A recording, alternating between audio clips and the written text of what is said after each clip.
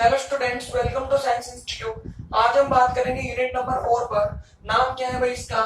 Electro chemistry, विद्युत रसायन। आपकी इलेक्ट्रो केमिस्ट्री की दो यूनिट है, एक तो यूनिट नंबर 4 है और एक यूनिट नंबर 5 है। दोनों में इलेक्ट्रो केमिस्ट्री है। अब इसमें पढ़ेंगे क्या भाई हम?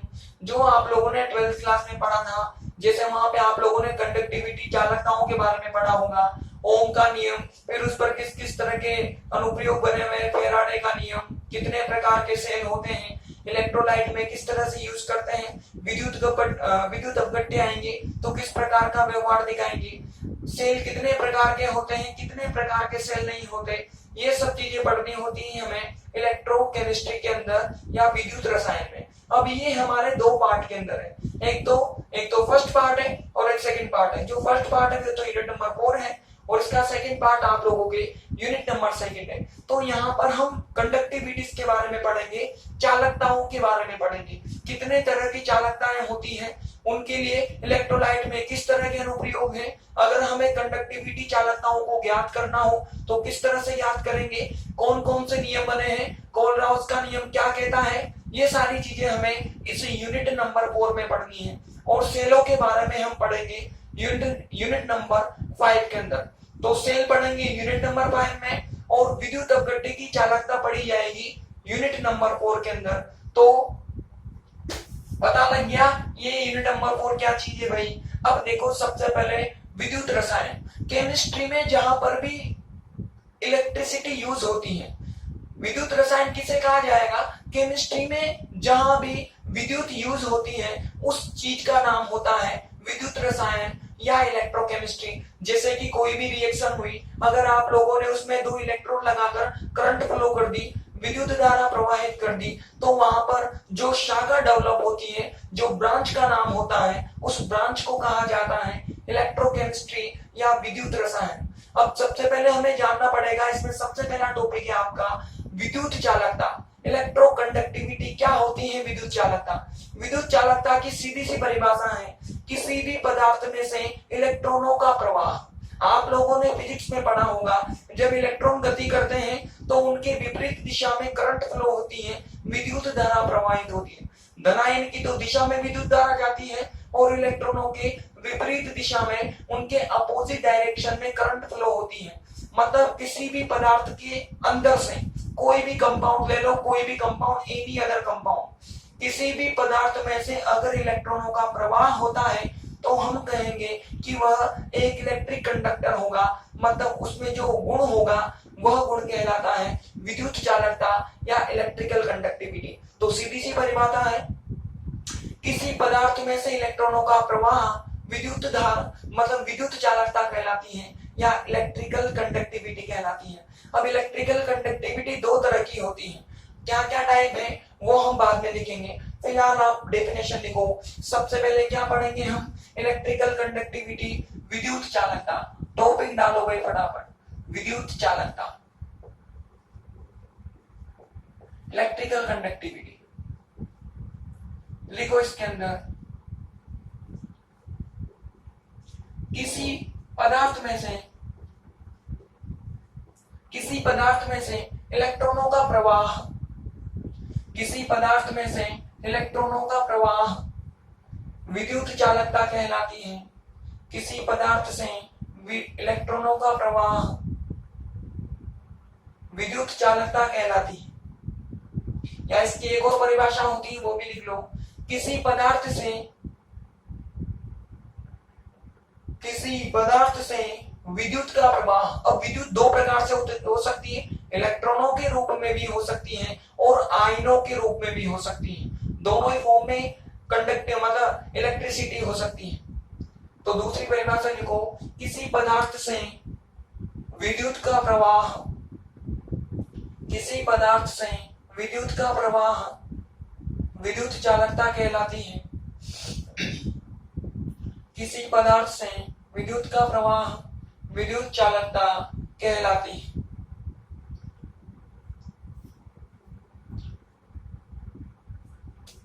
When electricity is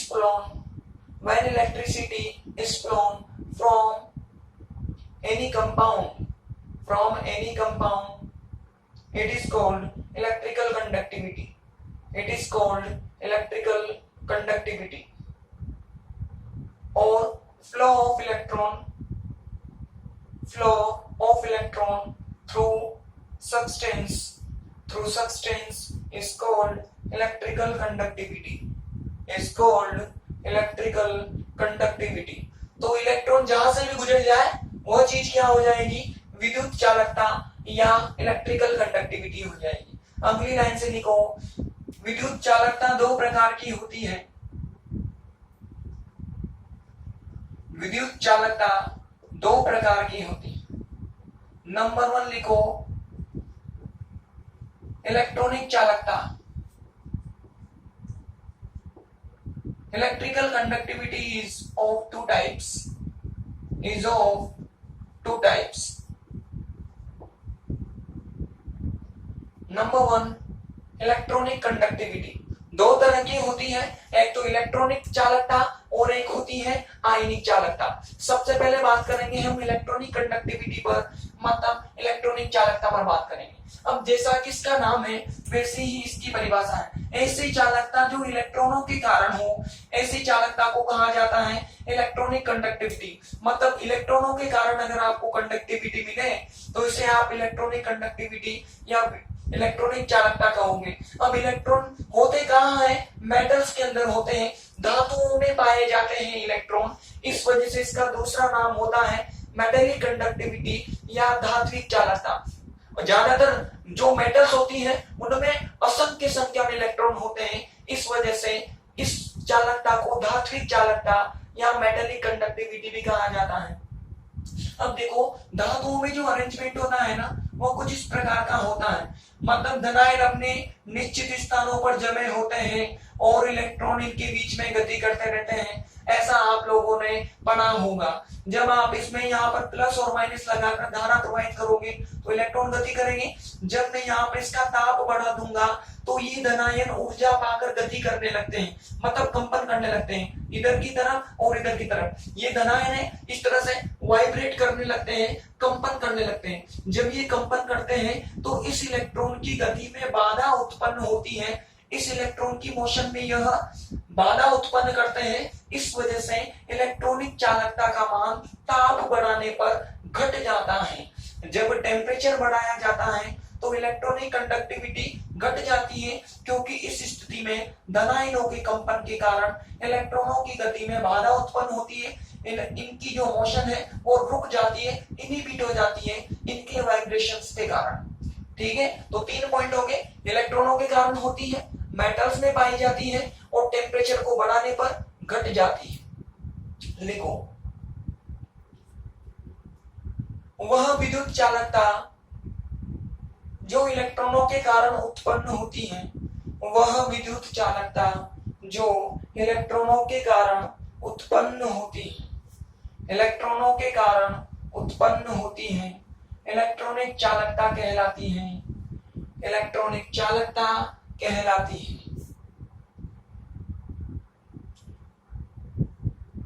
चूंकि इलेक्ट्रॉन्स धातुओं में पाए जाते हैं, चूंकि इलेक्ट्रॉन्स धातुओं में पाए जाते हैं, अतः इसे धात्विक चालकता भी कहते हैं। अतः इसे धात्विक चालकता भी कहते हैं। ताप बढ़ाने पर धनायन कंपन करने लगते हैं। ताप बढ़ाने पर धनायन कंपन करने लगते हैं, जिससे इलेक्ट्रॉनों की गति में बाधा उत्पन्न होती है। ताप बढ़ाने पर धनायन कंपन करने लगते हैं, जिससे इलेक्ट्रॉनों की गति में बाधा उत्पन्न होती है। अतः इलेक्ट्रॉनिक चालकता ताप बढ़ाने पर घटती है। इलेक्ट्रॉनिक चालकता ताप बढ़ाने पर घटती है। दूसरा लिखो, आप लोग लिखो इसके अंदर, the electrical conductivity is due two electrons. The electrical conductivity is due two electrons is called electronic conductivity. called electronic conductivity. Since electrons are found in metals, so this conductivity is also called metallic conductivity. This conductivity is also called metallic conductivity. On increasing temperature,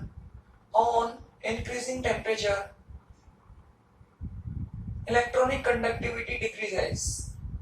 On increasing temperature, electronic conductivity decreases. Next, ionic conductivity और आयनिक चालकता। इसका नाम बता रहा है कि ऐसी चालकता जो आयनों के कारण होती है, मतलब धनायन के कारण और ऋणायन के कारण जो चालकता होती है, ऐसी चालकता आयनिक चालकता या आयनिक कंडक्टिविटी कहलाती है। अब आयनों का निर्माण कौन करते हैं? विद्युत अपघट्य कौन होते हैं? जैसे कि NaCl हो गया, KCl हो गया। जब इनको जल में घोला जाता है तो ये Na+ बनाएगा, Cl- बनाएगा। वैसे ये K+ और Cl- का फॉर्मेशन करेगा। ये धनायन और ऋणायन विद्युत अपघट्य आयनों का निर्माण करते हैं, मतलब विद्युत अपघट्यों में इलेक्ट्रोलाइट्स के अंदर आयन पाए जाते हैं। इस वजह से इसका दूसरा नाम होता है विद्युत अपघट्य चालकता या इलेक्ट्रोलाइटिक कंडक्टिविटी। यहाँ मेटल्स में थी, मेटलिक बोल दिया। यहाँ आयन किस में पाए जाते हैं? विद्युत अपघट्यों में इलेक्ट्रोलाइट में आयन होते हैं, अतः इसका दूसरा नाम होता है इलेक्ट्रोलाइटिक कंडक्टिविटी या विद्युत अपघट्य चालकता इसका नाम होगा। अब यहाँ अगर ताप बढ़ाया जाता है, ताप बढ़ाने से इन धनायनों और ऋणायनों को ऊर्जा मिलती है। अब किसी भी चीज को ऊर्जा मिल जाएगी तो वह तेजी से भागेगा दौड़ेगा। कोई भी चीज तेजी से जाएगी तो वह करंट भी ज्यादा फ्लो करेगा, मतलब विद्युत धारा ज्यादा होगी, तो उसके द्वारा प्रवाहित की जाने वाली चालकता भी ज्यादा होगी। तेजी से ताप बढ़ाने से ऊर्जा बढ़ने से तेजी से भागने से विद्युत धारा बढ़ गई, और विद्युत धारा मतलब करंट बढ़ गई, और करंट के बढ़ने से उसकी विद्युत चालकता बढ़ जाएगी, उसकी कंडक्टिविटी भी इंक्रीज हो जाएगी। मतलब ताप बढ़ाने पर आयनिक चालकता का मान बढ़ता है, उल्टा हो गया। यहाँ पर ताप बढ़ाने पर मान घट रहा था, यहाँ पर टेम्परेचर को बढ़ाने से मान इंक्रीज हो रहा है, क्योंकि यहाँ पर आयनों को ऊर्जा मिल रही है तो वो तेजी से दौड़ रहे हैं। आई बात समझ में? लिखो, आयनों के कारण उत्पन्न चालकता आयनिक चालकता कहलाती है।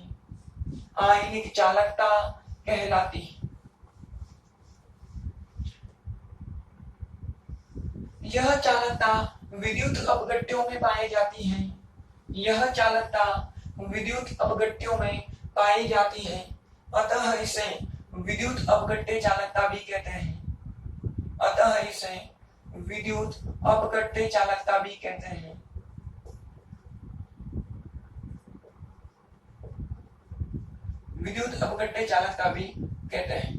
ताप बढ़ाने पर आयनिक चालकता का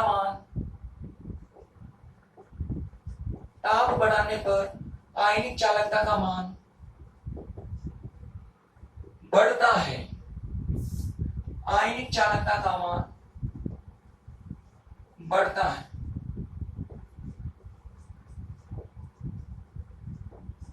ठीक, आप लोग लिखो, the electrical conductivity is due to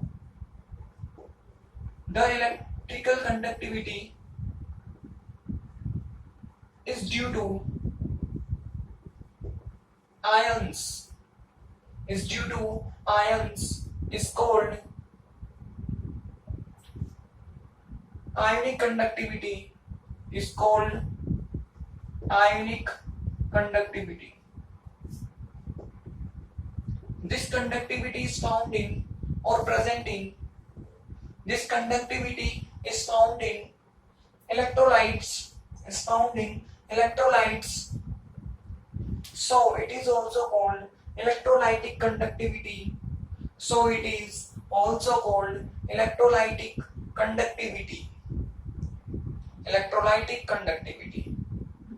On increasing temperature, on increasing temperature ionic conductivity increases. On increasing temperature ionic conductivity increases. Ionic conductivity increases.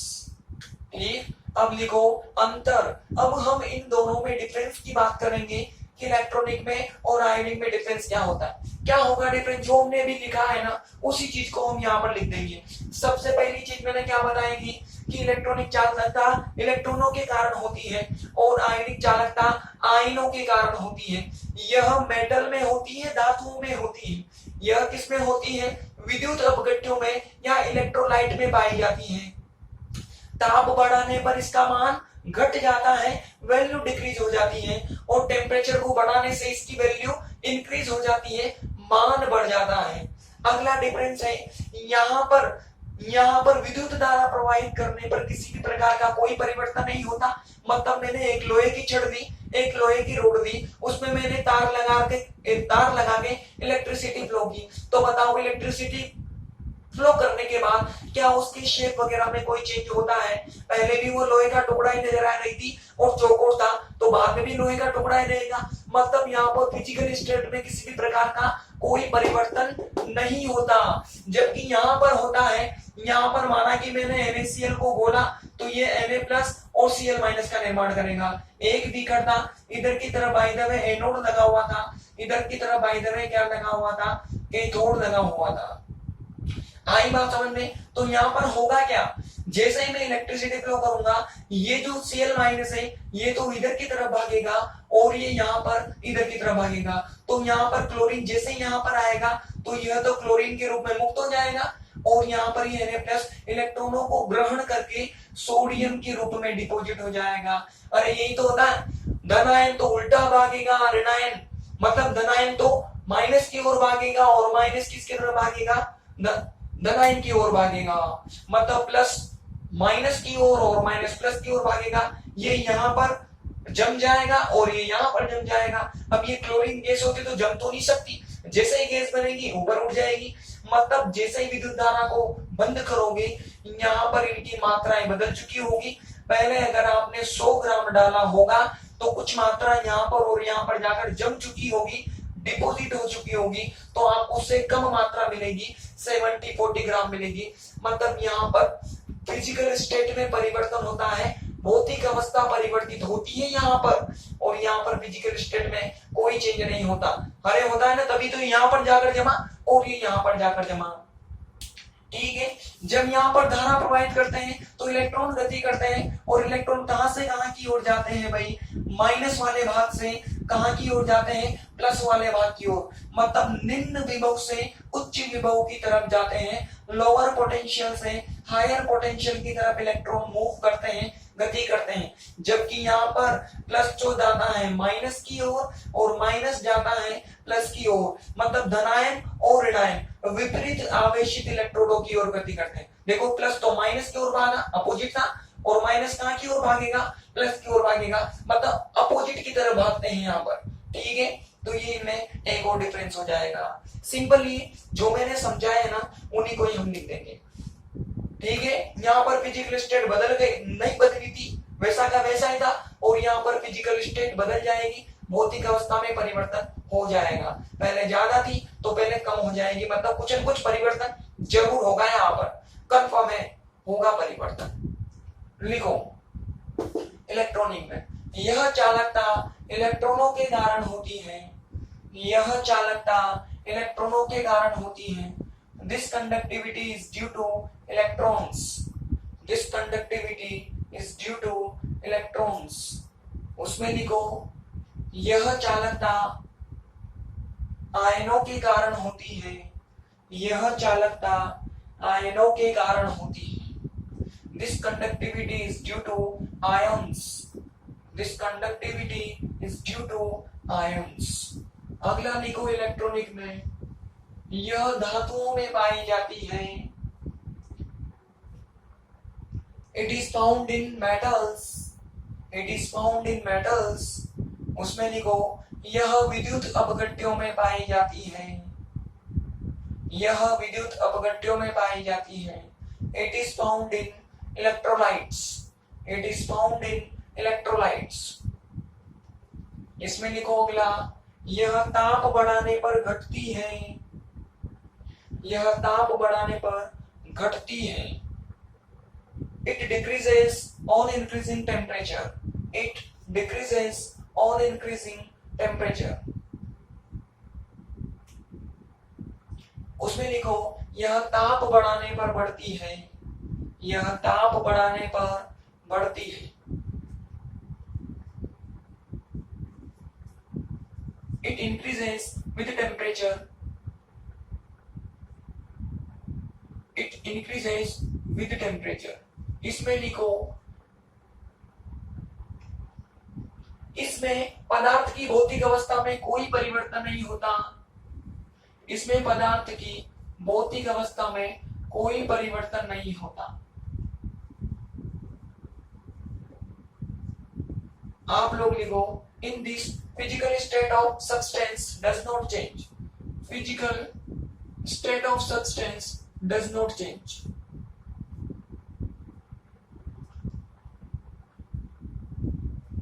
Does not change. इसमें लिखो, इसमें पदार्थ की भौतिक अवस्था परिवर्तित हो जाती है. पदार्थ की भौतिक अवस्था परिवर्तित हो जाती है. In this physical state of substance, physical state of substance is changed, is changed. इसमें लिखो,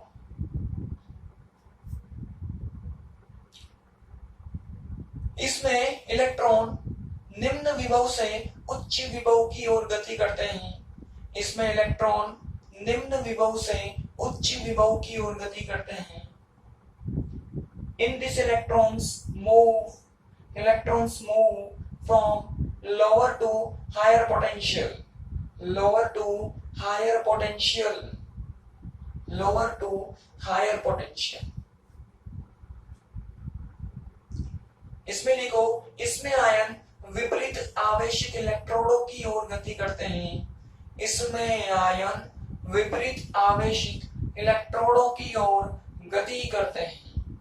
In this ions move towards oppositely charged electrodes, oppositely charged electrodes. ठीक है, ये हो गई कंडक्टिविटीज. दो तरह की थी, एक तो इलेक्ट्रॉनिक और एक मेटेलिक, मतलब धात्विक चालकता, मतलब आयनिक कंडक्टिविटी. अब अगला टॉपिक लिखो, विद्युत अपघटन के नियम. अभी अभी हमने देखा कि NaCl टूट गया था Na+ और Cl- में, उसी प्रकार से KCl भी टूटेगा K+Cl- में. अब दोनों क्या होते हैं, विद्युत अपघट्य.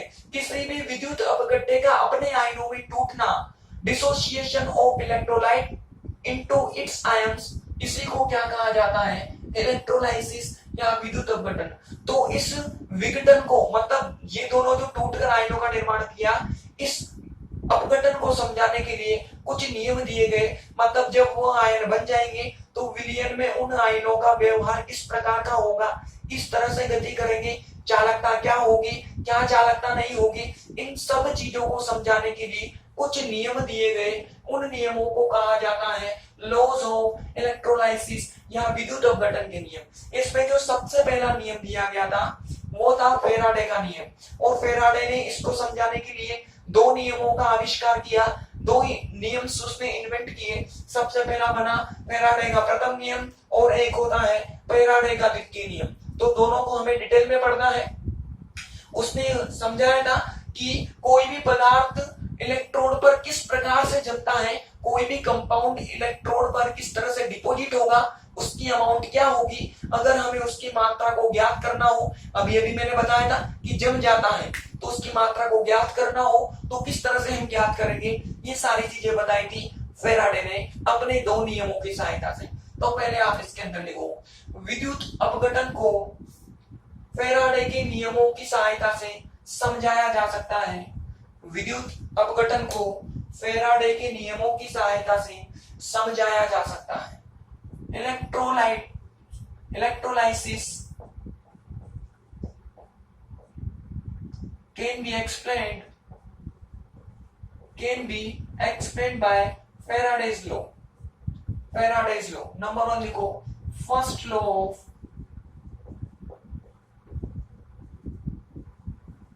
फेराडे।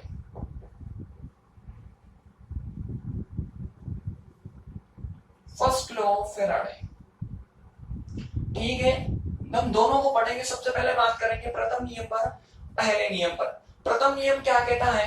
फेराडे का प्रथम नियम कहता है कि जब किसी विद्युत अपघट्य के विलयन में, अब यहाँ पर हमेशा हम किस पर बात करेंगे? उसके सॉल्यूशन पर बात करेंगे। जैसे मैंने NaCl को घोला तो क्या क्या बनेगा? एक तो Na+ बनाएगा और एक Cl- बनाएगा। तो हम इस सॉल्यूशन पर विचार कर रहे हैं। एक तरफ मैंने इलेक्ट्रोड लगा दिया, दूसरी तरफ भी मैंने इलेक्ट्रोड लगा दिया। ये हमारा प्लस हो गया और ये क्या हो जाएगा भाई?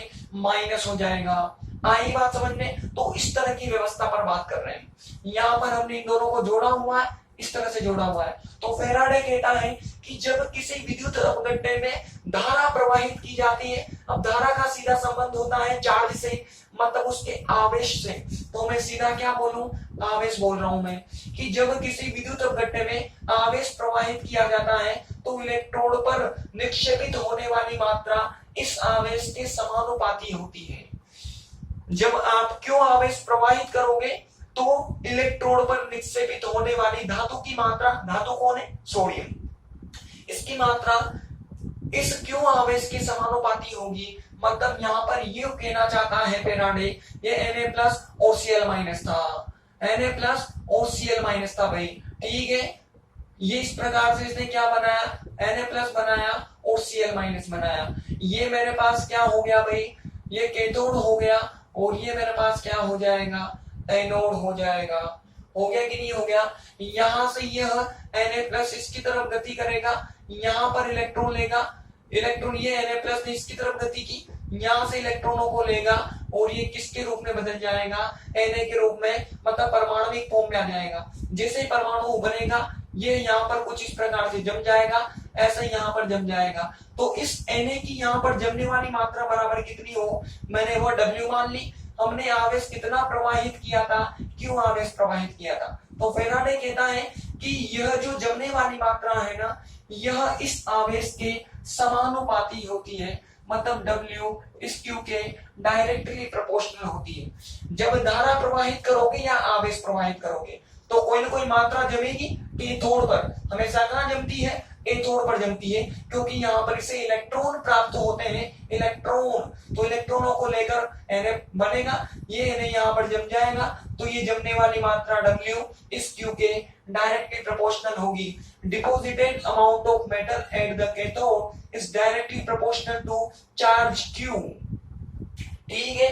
तो W Q के समानुपाती होगी। अब आप सब जानते हो, जैसे ही इस प्रोपोर्शनल को मैं रिमूव करूंगा तो मुझे क्या लगाना पड़ेगा? एक कांस्टेंट लगाना पड़ेगा। कांस्टेंट क्या लगा दिया मैंने? J लगा दिया। जहां पर जो ये J होता है ना, ये J कहलाता है विद्युत रासायनिक तुल्यांक। क्या कहलाता है भाई? ये विद्युत रासायनिक तुल्यांक नाम होता है इसका। इंग्लिश में क्या नाम हो जाएगा? Electrochemical equivalent. क्या हो गया भाई? Electrochemical equivalent. इक्विवेलेंट हटा दो ना इसको, ठीक है। अब देखो, वी नो दैट Q बराबर क्या होता है? IT। I मतलब इलेक्ट्रिक करंट और T मतलब टाइम, ठीक है। ऊपर वाले फॉर्मूले में वैल्यू पुट कर दोगे तो W बराबर क्या मिलेगा आपको? JIT मिलेगा। बोलो आई कि नहीं आई समीकरण? ये हो जाएगी समीकरण नंबर 2। अगर यहां से मैं इस Z की डेफिनेशन निकालनी है तो कैसे निकालेंगे? I को भी मैंने कितना कर दिया? 1 एम्पियर कर दिया, और T को मैंने कितना कर दिया भाई? 1 सेकेंड कर दिया। तो ये भी 1, ये भी 1। दिस इंप्लाइज हम यहाँ से क्या लिख सकते हैं कि Z किसके बराबर होगा? W के बराबर होगा। मतलब क्या परिभाषा बनी कि जब परिपथ में हम 1 एम्पियर की धारा एक समय के लिए, मतलब 1 एम्पियर की धारा 1 सेकंड के लिए प्रवाहित करते हैं तो निक्षेपित होने वाली मात्रा विद्युत रासायनिक तुल्यांक के बराबर होती है। When 1 ampere current and when 1 ampere current is flown for 1 second, then deposited amount W is equal to electrochemical equivalent। मतलब ये जो मात्रा जमेगी इनको प्रोवाइड करने पर ये किसके समानुपाती, मतलब किसके बराबर हो जाएगी, जेड के बराबर हो जाएगी। ये परिभाषा इसी तरह से बनाई जाती है कि इन दोनों को जोड़कर बाकी को 1 कर दो, तो हमने 1 कर दिया, तो W बराबर क्या हो जाएगा, जेड हो जाएगा, जेड। ये होता है फैराडे का प्रथम नियम या फर्स्ट लॉ ऑफ फैराडे। लिखो, फैराडे के प्रथम नियम के अनुसार, फैराडे के प्रथम नियम के अनुसार, फैराडे के प्रथम नियम के अनुसार जब किसी विद्युत अपघट्टे में विद्युत प्रवाहित की जाती है, जब किसी विद्युत अपघट्टे में विद्युत प्रवाहित की जाती है, तो कैथोड पर धातु की मात्रा निक्षेपित हो जाती है, कैथोड पर धातु की मात्रा निक्षेपित हो जाती है। यह निक्षेपित मात्रा प्रवाहित आवेश के समानुपाती होती है, यह निक्षेपित मात्रा प्रवाहित आवेश के समानुपाती होती है, प्रवाहित आवेश के समानुपाती होती है।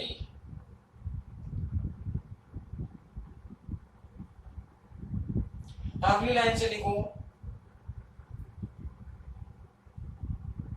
यदि निक्षेपित होने वाली मात्रा W, यदि निक्षेपित मतलब जमना, यदि निक्षेपित होने वाली मात्रा W तथा प्रवाहित आवेश कैपिटल Q हो तो, प्रवाहित आवेश कैपिटल Q हो तो पूरा कर लो यहां तक। आप लोग लिखो, according to first law of Faraday, according to first law of Faraday, first law of Faraday, when electricity is flown in electrolytic solution, flown in electrolytic solution, then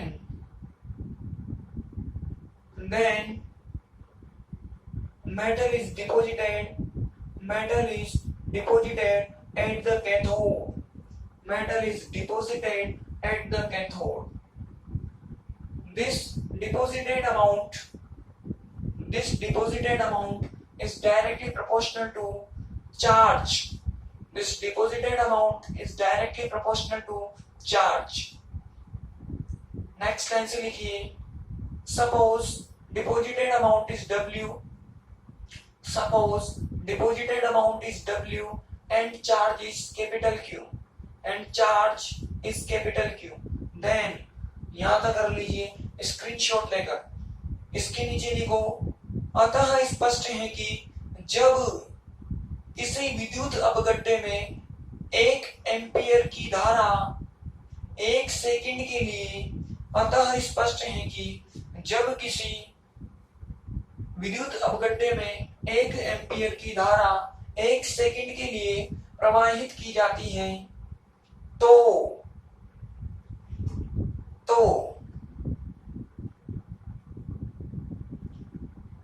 cathode पर निक्षेपित होने वाली मात्रा, कैथोड पर निक्षेपित होने वाली मात्रा विद्युत रासायनिक तुल्यांक के बराबर होती है, विद्युत रासायनिक तुल्यांक के बराबर होती है।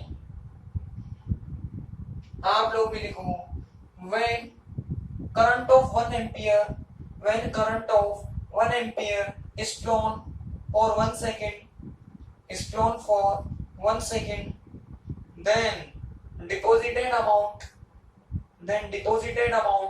is equal to electrochemical equivalent. Deposited amount is equal to electrochemical equivalent. Electrochemical equivalent. ठीक है, अब देखो इस फॉर्मूले पर आपके न्यूमेरिकल आते हैं, और न्यूमेरिकल में कभी भी आपको इस जेड की वैल्यू गिवन नहीं करेगा, वो बाकी सारे मान दे देगा। लेकिन जेड नहीं देगा वो, तो जेड को निकालने के लिए कुछ हमें फंडा लगाना पड़ेगा, कुछ अरेंजमेंट करना पड़ेगा कि हमें जेड मिल जाए। तो आगे फेराडे ने बताया कि जब आप किसी विद्युत अपघट्य में एक फेराडे आवेश प्रवाहित करते हो, कितना आवेश प्रवाहित करते हो भाई, एक फेराडे का आवेश बढ़ाओगे। किसी भी विद्युत अपघट्य में आप जब 1 आवेश प्रवाहित करोगे तो इस स्थिति में जो W होता है ना, वह उसके तुल्यांकी भार के बराबर होता है। मतलब उसकी जो जमने वाली मात्रा होगी वह हमेशा उसके तुल्यांकी भार के बराबर होगी, इक्विवेलेंट वेट के बराबर होगी। अब इक्विवेलेंट वेट E क्या होता है भाई, तुल्यांकी भार। E क्या होता है, यहाँ पर तुल्यांकी भार होता है, बता देता हूं मैं आप लोगों को। तुल्यांकी भार क्या होता है भाई, इसका जो फॉर्मूला होता है वो होता है मोलर मास। मतलब मोलर द्रव्यमान को किससे डिवाइड कर देना है भाई आपको, वैलेंसी मतलब उसकी संयोजकता से भाग लगा दो, ठीक है, संयोजकता। ये होता है इक्विवेलेंट वेट। इक्विवेलेंट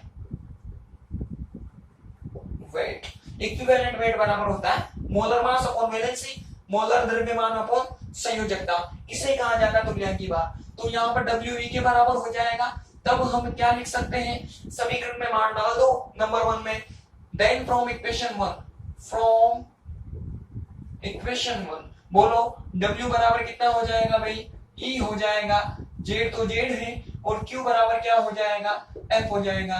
तो यहाँ से Z की वैल्यू नहीं आएगी, क्या आ गई, ये लो E अपॉन क्या हो गया भाई, F हो गया। अब यहाँ पर E का मान ज्ञात कर सकते हैं। हमें मेटल गिवन करेगा तो मेटल का मोलर मास भी पता होगा, हमें उसकी वैलेंसी तो पता ही होती है, हमें F का मान हमें पता है, कहां से पता है, 11वीं क्लास से पता है, 96500 होता है। 11 से नहीं मतलब 12 से पता होगा आपको, 1 बराबर कितना होता है 96500, और पीछे यूनिट क्या होती है इसकी, कूलम्ब मोल इनवर्स। आई बात समझ में, इतनी वैल्यू होती है एक फेराडे आवेश, 96500 कूलम्ब मोल इनवर्स। मतलब एक मोल में कितना आवेश है, यह इस चीज को बताता है एक फेराडे आवेश। तो लिखो अगली लाइन से, जब विद्युत अपघट्य में एक फेराडे आवेश प्रवाहित किया जाता है तो कैथोड पर जमने वाली मात्रा तुल्यांकी भार के, कैथोड पर जमने वाली मात्रा तुल्यांकी भार के बराबर होती है, तुल्यांकी भार के बराबर होती है। फटाफट करो यहाँ तक, और ये फॉर्मूला जिसको नहीं पता लिख लेना, वैसे पता ही होगा आप लोगों को। लिखो, when 1 charge or 1 Faraday charge is flown in electrolytic solution, then deposited amount is equal to equivalent weight. Deposited amount is equal to equivalent weight. ठीक है, फटाफट से करो, लिखो इसके नीचे। एक, अब देखो मैंने कहा था आप लोगों से कि इस पर न्यूमेरिकल आते हैं, तो न्यूमेरिकल लिखो, बहुत आसान न्यूमेरिकल आते हैं। कैसे न्यूमेरिकल आते हैं मैं करवाता हूं आपको एक। लिखो, जब AgNO3 के विलियन में 5 एम्पियर धारा 15 सेकंड के लिए, 5 एम्पियर धारा 15 सेकंड के लिए प्रवाहित की जाती है तो कैथोड पर सिल्वर की निक्षेपित होने वाली मात्रा ज्ञात करो। कैथोड पर सिल्वर की निक्षेपित होने वाली मात्रा ज्ञात करो।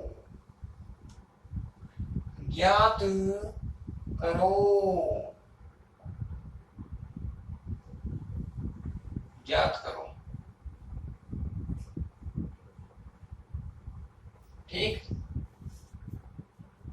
आप लोग भी लिखो, when 5 ampere current is flown in AgNO3 is flown in AgNO3 for 15 seconds. Then calculate deposited amount of silver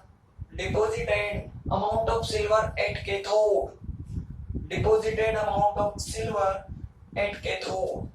कैसे करेंगे? बहुत ही आसान है भाई, बहुत आसान है, बहुत आसान। हमारा फॉर्मूला क्या कहता है भाई? फॉर्मूला कहता है कि W बराबर क्या होता है? ZIT होता है। अब हम जानते हैं Z बराबर क्या होता है? E/F होता है। तो वैल्यू पुट कर दो भाई, क्या हो गया? EIT/F हो गया। क्या क्या दिया उसने? टाइम दिया है क्या हमें? बिल्कुल दिया है। कितना गिवन किया है? 15 सेकेंड। आई गिवन की है क्या? बिल्कुल गिवन की है। कितनी गिवन की है? 5 एम्पियर। बताओ उसने एजी दे दी, तो एजी का जो इक्विवेलेंट वेट होता है, इक्विवेलेंट वेट ऑफ एजी कितना होता है? मैं इसको ईएजी से लिख रहा हूं, ठीक है? ईएजी। बताओ इसका तुल्यांकी भार कितना होता है? फॉर्मूला बोला, मोलर मास कितना होता है भाई एजी का? 108। बताओ एजी पर संयोजकता कितनी होती है? +1। आपको प्लस हो माइनस हो इसको तो देखना ही नहीं है, सिर्फ क्या लिखना है? उसका मैग्नीट्यूड लिखना है, परिमाण लिखना है। सोल्व कर दोगे तो कितना आया भाई? 108 आया। सारे मान पुट कर दो आप यहाँ पर। एफ का मान तो आप लोगों को ऑलरेडी पता है, कितना होता है भाई? 96500। तो सारे मान पुट कर दो, कितना हो गया? 108। और आई की वैल्यू कितनी है? 5। और ये कितना हो गया? 15। और इधर की तरफ ये कितना हो गया भाई? 96500। सोल्व कर दोगे तो आपको W किस में मिलेगा? यहाँ से भाई ग्राम में मिलेगा। ग्राम में किस में मिलेगा? ग्राम में मिलेगा। बोलो ऐसे नहीं कर सकते क्या? ये गिवन था, ये गिवन था फॉर्मूले में। अब ये जो मोल द्रव्यमान है तो आपको पता होना भी चाहिए भाई। देखो ये पता होना चाहिए, और किस पर कितनी संयोजकता है ये भी आप लोगों की बेसिक नॉलेज है। ये दो चीजें आपको पता होना चाहिए, बाकी सब दे देगा। सारे मान फॉर्मूले में रखोगे तो आपको W का मान मिल जाएगा। कर लो फटाफट से। इस तरह से छोटे छोटे न्यूमेरिकल आते हैं फैराडे के फर्स्ट लॉ पर। ठीक, कर लो इसको। कल बात करेंगे हम फैराडे के सेकंड लॉ की। फैराडे के सेकंड लॉ की बात करेंगे हम कल। ठीक है भाई, कुछ दिक्कत हो तो कमेंट करना। कल मिलते हैं।